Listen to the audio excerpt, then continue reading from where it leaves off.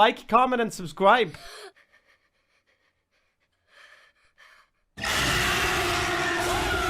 First, the kids first. Nothing more than a tool for marketing to very young children. Zero value to kids. It's straight up dangerous and should be blocked by most parents. I hate this channel. Cartoon Network is shutting down? Everything about it. Seriously awful. It's a giant commercial and they are always talking about freaking McDonald's. Young brains are impressionable and this is completely not what I want. Absorbed by Warner Brothers. Fun, garbage, pure garbage. Just another way to manipulate kids. Oh, not shutting down then. Parents. It has no Kappa, Kappa, 1, 2, 3. He's gonna have girl issues because everything is about me. Ryan's Toy Review was like a trash reality TV show for small children. It seems to be addictive for kids yet has no real substance. Peace.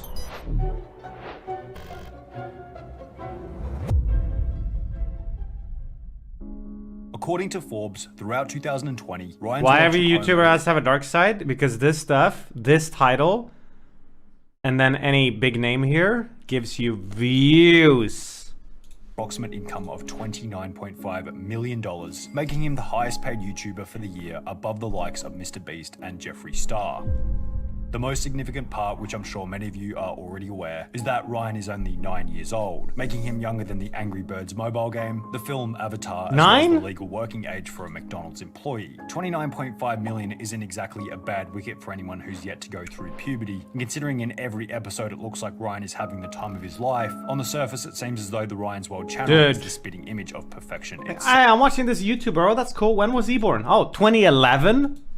However, like all things in life, the Ryan's World channel has a dark side that's rarely talked about in the media. We try not to capture any moment that Ryan's in distress. Legal battles to do with not fully disclosing paid sponsorships within videos, the exploitation of Ryan for the financial gain. NGL, I feel like he's being and most exploited. surprisingly, the criminal history associated with Ryan's mother, Luann Kaji, who in her younger years actually went to prison. 7-year multi-million-dollar YouTube star Ryan Kagi's mother has a criminal past. In June 2002, when Ryan's mum was 18 years old, she was caught shoplifting at a JCPenney located in her hometown of Houston, Texas. The security of the store discovered that she'd been trying to steal 6 items of clothing, totaling $93, which is— Wait, we're gonna cancel her because she shoplifted when she was 18? She stole clothes? to around $135 today. After being taken back to the police station, she will be fined $150 for the theft, given 40 hours of community service, as well as being put on a 6-month probation period. On top of this, she got 6 months probation over stealing $100 jeans? She had to carry an offender identification card while also attending an anti-shoplifting program. However, here's where it gets interesting. Rather than simply— What's an anti-shoplifting program? What is that? Do they like put you in a shop and see if you can hold it? showing up and doing her 40 hours of community service, she sat around and did nothing. Luann didn't report to her community supervisor, didn't pay the fees she was supposed to pay, and didn't even show up to any of the community service when scheduled. For this reason, she would be arrested again, and instead of a $150 fine and a slap on the wrist, she will be sentenced to 2 months in the Houston Harris County Jail. She will remain in jail for 30 days, after which she'll be released, and for available managed. What are you in for, man? Ah, I took a pair of jeans. Stay out of jail from that point onwards. Are you kidding me? Making a judgment about an individual's character based on what they did at the age of 18 is perhaps a little unfair. People change a lot in 18 years, so her going to jail could be totally discountable. But at the same time, I think it'd be unwise to pass it off altogether as, oh, she was just young and dumb. It's not exactly like she was 13 years old. When I was a kid, I stole a chocolate bar once. Is this where I get cancelled? Stealing some food because she needed to eat and didn't have any money. It was a good chocolate bar. 18 years old and going out of her way to steal expensive clothing, something that's more of a luxury than a necessity. No. Then, nice try. Chocolate bars weren't invented then. On her mistake by failing to comply with the consequences. She just ignored them, giving us an insight into her character at a younger age. Perhaps this is a far-fetched assumption, but maybe we could also say that it showed us she had an innate willingness to cut corners in order to get what she wants, which will be an important factor for later parts in the video. After this whole prison saga was over and done with, Luann would meet her future husband Cheyenne, with whom she would later have her first son Ryan in October 2011. In March 2015, at the age of only 3.5, Ryan asked his mum, "How come I'm not on YouTube when all the other kids are?" I was watching other people and I was like, why am I not on there? And Following this statement, Ryan's parents would create the Ryan Toys Review channel and begin making the videos with him shortly thereafter. Let's go get it then. You want it? Uh-huh. Okay, put it in the cart. In July 2015, only 4 months after creating the channel, they would see their first piece of viral success with their video Giant Lightning McQueen Egg Surprise, I'm filling up gas. which gained 20 million views after only 1 month. Following this success, the channel began posting Viral, new baby. videos daily. And while this was great for the growth of the channel, it began the discussion about whether the channel was really in the best interest of Ryan, or was it borderline abuse to have the child doing so much work with the money ultimately going to the parents. There's always been a question of ethics in any discussion relating to kids' channels on YouTube. What are the labor laws about putting your kids in videos? Like how do you quantify the value that they're bringing to the content? Are there? Is that value going back to them? But is the criticism towards preteens making more than $1 million a year on the YouTube platform just pure jealousy from other people who might be in their 40s making 60 grand a year? Or is there a legitimate case for concern? It's an extremely difficult topic to determine for a few main reasons. Firstly, there'd be channels where the child, being the main star, legitimately wants to be a part of the show, which is apparently the case with Ryan. What was special is that he wanted his own YouTube channel. And you have a lot of parents who like, come on, pushing their kids out there. However, there are other channels on which you can tell the kids clearly don't want to be involved in the videos, and the parents are forcing them to appear in order to gain ad revenue. Yeah, that's messed up. Cody! Tell me! I didn't do that! So in order to determine whether What is this? What is this sad shit? Ryan being involved in the videos is a part of the channel's dark side, we have to first determine a few different things. Is it voluntary involvement? Is he being held at gunpoint to perform? Does he have to deal with the difficult parts of the channel like They make editing, fake drama? criticism, and innovation? How much of the spoils and rewards actually go to Ryan in the present and future? We see comment after comment talking about how they are exploiting him, which would be awful if true, but simply having him appearing in the videos isn't really exploitation. We need to ask more questions. Now, the first thing we have What are to they basing establish this on? in order to determine whether Ryan's appearance is a part of the dark side of the channel is whether or not Ryan is being forced to appear in the videos. Now, Ryan stated that the channel was birthed because he personally wanted to be on YouTube and it wasn't because his parents forced him. However, it's also important to question this statement with a healthy level of skepticism. Ryan was only 3.5 when he was first put on the platform. It's hard to believe that any kid of that age would already be keen to personally appear on any kind of public platform, but I could be completely wrong with that. As shown in the same video, the #1 most desired job for kids aged 8 to 12 is YouTube star, followed by teacher, professional athlete, musician, and astronaut. However, if you did a study on the most desired jobs for kids aged 0 to 4, they probably wouldn't have an understanding about the concept. Is this just the same as like a kid actor, for example?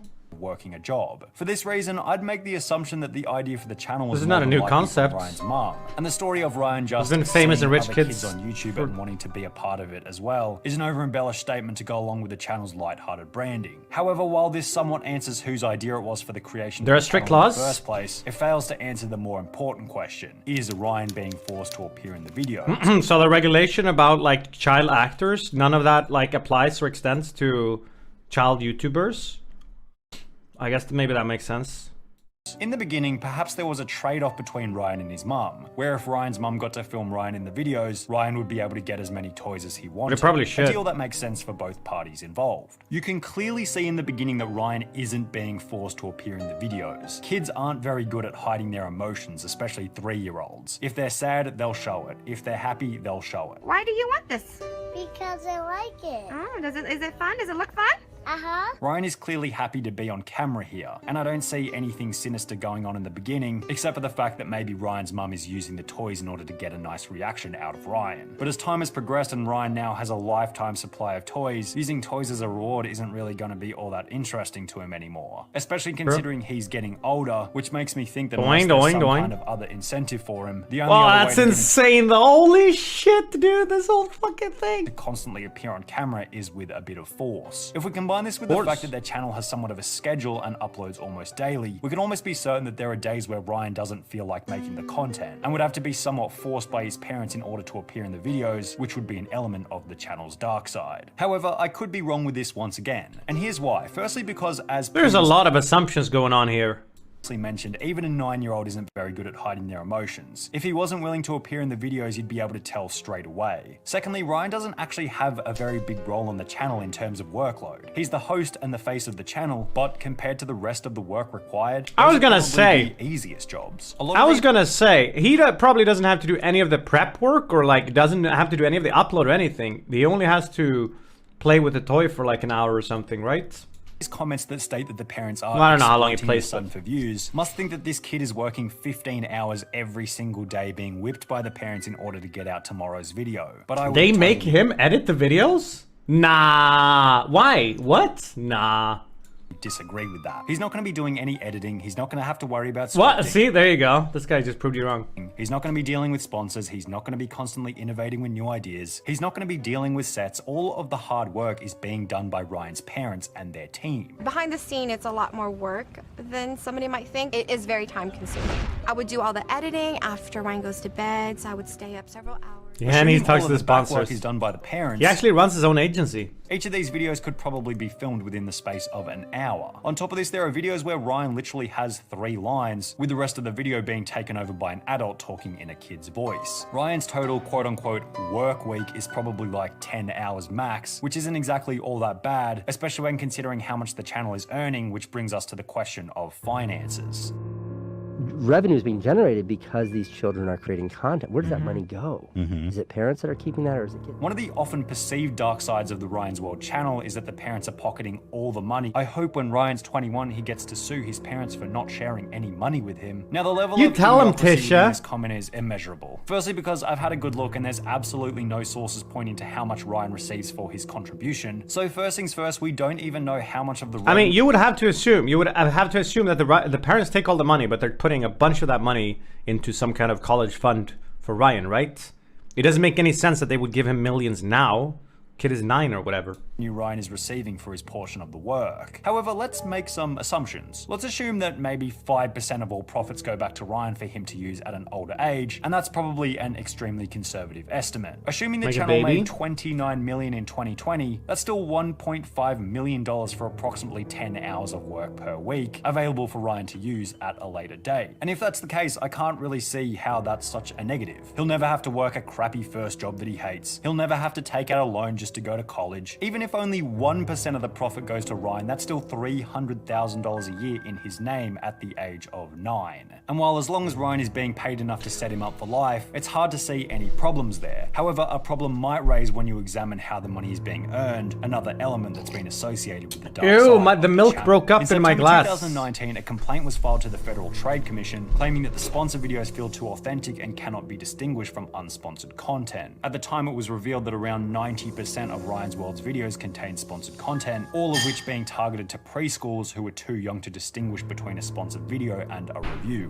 Ryan's parents responded by saying that the well-being of our viewers is always a top priority for us. We strictly follow all platforms' terms of service and all existing laws and regulations, including advertising disclosure Parents buying statements. NFTs. And I guess this one as a whole is just another question of ethics. To what extent should they reveal to their audience that what they're watching is sponsored? Will it even make a difference considering it's stated that kids younger than the age of 8 or 9 cannot recognize advertising within media? Many reviews of the Ryan's World channel state that the content targets your toddlers like cigarette companies. Should advertising be disallowed within the videos altogether? What incentive would Ryan's World have to Cares about the continue audience? making Yeah, content? this just seems like another example of like when you're big enough, people are gonna go with whatever they can to like try to show concern, and it all just comes off as being very disingenuous. Removed sponsors. A natural element of the channel's dark side is that in order for the creation of the content to be worth it, they And I kind will of drink have today. to Oh, good for you, advertise man. to kids. And if parents want to distract their kids with YouTube content, they have to bear the brunt of having their kids advertised to. All in all, I think this might be one where you guys have to draw your own conclusion as to the shade of black that permeates the dark side of the Ryan. I mean, you'd hope that he had someone outside of maybe of his parents that he can contact if, you know, but on the other hand, I don't know if he's mature enough to like grasp that concept. But even then, why are we spending so much energy being so concerned for a kid that, let's be real, is in a very, very nice position? He's set up for life, infinite supply of toys, and he's famous, although that's not always maybe a positive. I mean, I'm just saying, you really care about them kids? There are kids in more dire situations out there. Not that that's like a good argument. You can't just say, oh, but these people have it worse, but we don't even know if he's having it bad. There's like not any ounce of concrete evidence in this whole video, except the fact that his mom shoplifted a pair of jeans when she was 18. Ryan's World channel. Is Ryan being exploited for the financial gain of his parents, or is it reasonable as long as he's receiving a cut of the pie? Is it ethical to continue sponsorships to an audience too young to understand that they're being advertised to? Does the criminal history... This might actually lead to, you know where this should go? What would be neat is if Ryan grows up, Ryan grows up, and by the time he's like 18, he is so over YouTube, right? Because he's done it for half his life or whatever at that point or more. So he's just like, I don't want to be on my I don't want to be on my computer like ever, right? And he's just done with that. And then because he matured anyway, his content doesn't make sense. He can't be 18 and play with the toys, right? So the content doesn't make sense anyway. So they all just kind of melts away, and then he's 18 and he's got a bunch of money. And then he just chills. That's how it could play out. That's option number 1.